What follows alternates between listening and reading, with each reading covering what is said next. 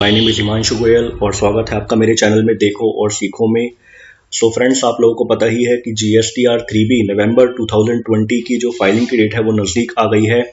सो यहाँ पर जब हम टैक्स पेयर्स यहाँ पर रिटर्न्स फाइल कर रहे हैं GSTR 3B, तो उनको एक प्रॉब्लम आ रही है कि सबसे बड़ी प्रॉब्लम तो ये है कि जो डेटा ITC जो है वो ऑटो पॉपुलेट होकर के आ रहा है GSTR 2B से। तो उस ITC में कुछ ऐसा ITC भी आ रहा है जो पुराने मंथ्स का है। तो क्या वो ITC क्लेम करना है या वो ITC हमारा नवंबर 2020 के GSTR 2B में ऑटो पॉपुलेट क्यों हो रहा है? सो आइए उसको देखते हैं। सबसे पहले यहाँ पर आपको लॉगिन करना है अपनी GST पोर्टल पर एंड देन फाइनेंशियल ईयर 2020 से 21 है और यहाँ पर नवंबर मंथ में हम जाते हैं, return filing period November month, and then हम 3B पर क्लिक करते हैं अपनी।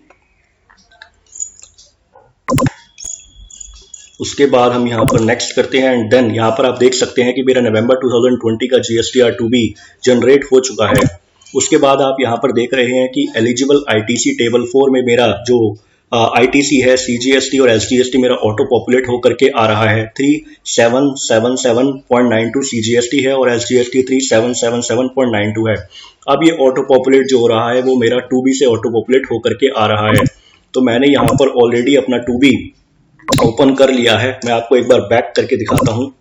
यहाँ पर आप जब अपना 2B क्लिक करेंगे नवंबर मंथ का, तो यहाँ पर आप देखेंगे कि यहाँ पर B2B इनवॉइसेस में मेरा उतना ही ITC आ रहा है जितना मेरा 3B में ऑटो पॉपुलेट हो रहा है। ये 2B से ऑटो पॉपुलेट हो रहा है, ये देख सकते हैं यहाँ पर।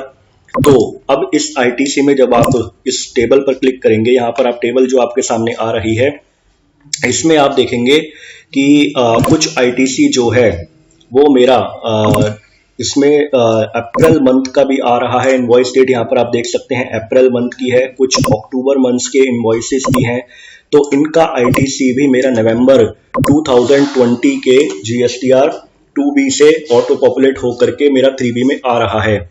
तो क्या ये ITC क्लेम करना है या नहीं करना है? पहली बात तो ये कि ITC ये यहाँ से पुराने ITC क्यों उठ के आ रहे हैं नवंबर 2020 के GSTR 2B में? तो ये इसलिए आ रहे हैं क्योंकि आप यहाँ पर देख सकते हैं, जैसे मान लीजिए इनवॉइस डेट अप्रैल मंथ की है।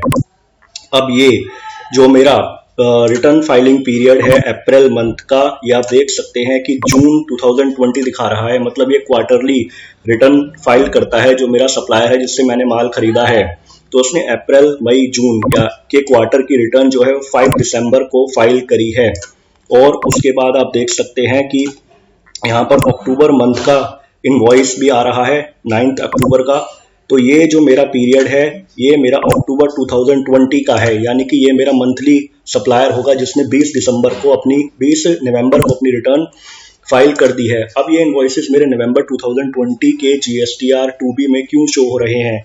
ये इसलिए शो हो रहे हैं कि आपके जो भी सप्लायर हैं उन्होंने जिस भी मंथ की GSTR 1 है वो अगर फाइल करी है बिटवीन दिस पीरियड, यानी कि 12 नवंबर 2020 से 11 दिसंबर 2020 के बीच में, तो इस पीरियड में जिस भी मंथ की GSTR 1 फाइल हुई है वो उस मंथ के जितने भी ITC होंगे वो आपके नवंबर में शो कर रहे हैं।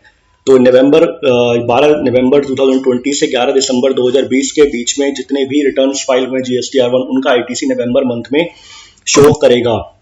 तो आप देख सकते हैं यहाँ पर जो भी रिटर्न्स फाइल की गई हैं, जैसे अप्रैल मंथ की जो भी रिटर्न है 28 अप्रैल 2020 का जो इनवॉइस है, और उसकी जो रिटर्न फाइल करी है वो 5 दिसंबर 2020 को फाइल करी है, मतलब कि इस पीरियड के बीच में। तो इसलिए नवंबर मंथ में इसका इनपुट शो कर रहा है 2B में। और उसके बाद ये जो पीरियड है जून मंथ का रिटर्न फाइलिंग पीरियड है। तो जब आप यहाँ पर अपनी रिटर्न फाइल करेंगे GSTR 3B, तो आपको एक चीज का ध्यान रखना है कि इस जो ITC आ रहा है ये ऑटो पॉपुलेट होकर के आ रहा है 2B से, और जो हमारा 2B है वो हमारा जो भी रिटर्न फाइल्स हो रही हैं बिटवीन दिस पीरियड GSTR 1, वो उनका इनपुट सबका यहाँ शो कर रहा है।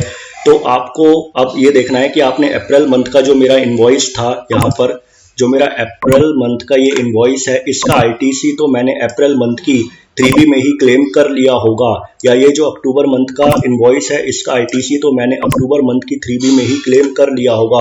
तो ये डबलिंग हो सकती है। जब आप अपनी रिटर्न फाइल करेंगे तो आपको यहाँ पर ठीक करना है। आपको यहाँ से जितना आईटीसी शो कर रहा है, जो आप एलिजिबल हो नवंबर मंथ में लेने के लिए, या जो इनवॉइसेस का अप्रैल से लेके अक्टूबर मंथ तक आपने इनवॉइसेस का आईटीसी रह गया है लेना, उनका आईटीसी यहाँ पर क्लेम करिए, और जिनका आईटीसी आप ऑलरेडी ले चुके हैं उनका आईटीसी आप यहाँ से लेस कर दीजिए, वरना आपका आईटीसी डबल क्लेम हो जाएगा। अगर आप अपने 2B के बेस पर रिटर्न फाइल कर रहे हैं तो आपको अपना 2B चेक करना पड़ेगा प्रॉपर कि कोई पुराने इनवॉइसेस का जो आईटीसी शो हो रहा है उनका आईटीसी हमने ऑलरेडी क्लेम तो नहीं किया हुआ।